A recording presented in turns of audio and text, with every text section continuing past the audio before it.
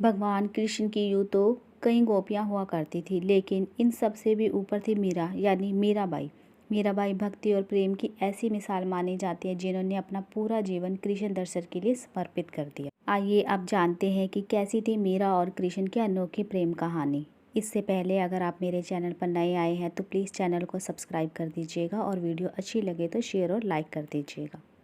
मीराबाई का जन्म सन 1498 में राजस्थान के एक राजपूताना घराने में हुआ था। उनके पिता का नाम रतन सिंह और माता का नाम वीर कुमारी था।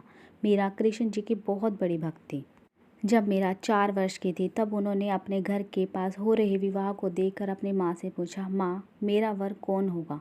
मीरा के इस मासूम सवाल का जवाब देते हुए मीरा की माँ मुस्कुराते हुए श्री कृष्ण की मूर्ति की तरफ देखते हुए कहा कि मेरी प्यारी मीरा, श्री कृष्ण ही तुम्हारे वर होंगे। इसके बाद से ही मीरा श्री कृष्ण को अपना स्वामी मानकर उनके प्रेम में विलीन हो गई। मीरा की माँ कुछ समय बाद ही संसार को छोड़कर चली गई। जब मीरा बड़ी हुई तो उसके मन में विश्वास था कि श्री कृष्ण उनसे शादी करने जरूर आएंगे। मीरा कोमल स्वभाव की थी। मीरा की आवाज़ बहुत सुरीली थी। वह अपनी सुरीली आवाज़ में भक्ति गीत गाया करती थी। मीरा के घर वाले मीरा के विवाह तय करने की बातें कर रहे थे, परंतु मीरा ये विवाह नहीं करना चाहती थी। लेकिन परिवार के जोर देने पर मीरा को मेवात के महाराणा सांगा के पुत्र राणा सांगा से विवाह करना पड़ा। विवाह के बाद भी मीरा कृष्ण के प्रति प्रेम कम नहीं हुआ। विदाई के समय श्री कृष्ण की मूर्ति अपने साथ लेकर गई थी मीरा, जो उसकी माँ ने उसको वर के रूप में बताया था। विवाह के बाद मीरा अपने घर में नियमित कृष्ण की मूर्ति की पूजा करती थी। उनके लिए मधुर स्वर में भजन गाती और नृत्य करती थी, परंतु उनके ससुराल वालों को मीरा का कृष्ण के प्रति प्रेम भावना बिल्कुल भी पसंद नहीं थी।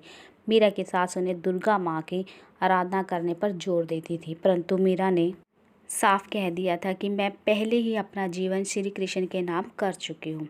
मीरा की ननद भी ये सब पसंद नहीं करती थी, इसीलिए ननद उदाबाई ने अपने भाई राणा से कहा कि मीरा का किसी के साथ प्रेम संबंध है। ये सुनकर राणा बेहद क्रोधित हुए और आधी रात बहन उदाबाई के साथ मंदिर जा पहुँचे। मंदिर पहुँचकर उन्होंने मीरा को कृष्ण की मूर्ति के साथ अकेले ही बातें करते हुए देखा। ये देखने के बाद वह गुस्से से चिल्लाई कि मीरा, अपने जिस प्रेमी से तुम बातें कर रही हो उन्हें मेरे सामने लेकर आओ। जवाब में मीरा कहती है कि ये श्री कृष्ण मेरे स्वामी हैं, इनसे मेरा विवाह हो गया है। ये सुनने के बाद राणा का दिल टूट गया। फिर भी वह अपने पति धर्म निभाते रहे और आखिरी सांस तक मीरा का साथ देते रहे। मीरा का देवर विक्रमादित्य चित्तौड़गढ़ के नए राजा के रूप में चुना गया। विक्रमादित्य को मीरा का कृष्ण के प्रति भक्ति और लोगों के साथ मेल जोल बिल्कुल भी पसंद नहीं था। उन्होंने मीरा को मारने के लिए फूलों की टोकरी में जहरीला सांप डालकर भेजा। मीरा ने जैसे ही टोकरी खोलकर देखी तो उसमें श्री कृष्ण की एक खूबसूरत मूर्ति मिली। इसके अलावा मीरा को मारने के लिए प्रसाद में जहर मिलाकर भेजा। मीरा जानती थी कि प्रसाद में जहर मिला हुआ है, फिर भी मीरा को जहरीला जहर ग्रहण करने कर गई, और क्योंकि उन्हें विश्वास था कि उन्हें कृष्ण उनका जहर से बचा लेंगे।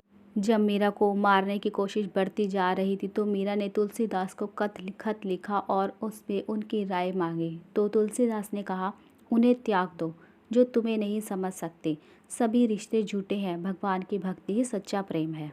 मीरा का जीवन पूरी तरह बदल गया जब अकबर मीरा के गाने सुनने आया और गाने सुनकर मीरा को कृष्ण की मूर्ति के आगे कीमती जवाहरात की भेंट कर दी। ससुराल को इस बात को लेकर मीरा को बहुत गलत कहा गया। उसके बाद मीरा वृंदावन चली गई और वहाँ पर हरि कीर्तन करते हुए अपना जीवन व्यतीत करने लगी।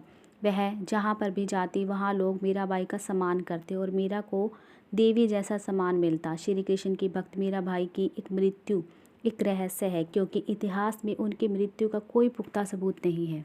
उनकी मृत्यु को लेकर अलग अलग विद्वानों ने अलग अलग प्रमाण दिए हैं। कुछ ने कहा मीरा की मृत्यु 1546 में हुई थी, तो कुछ ने कहा मीरा की मृत्यु 1548 में हुई थी।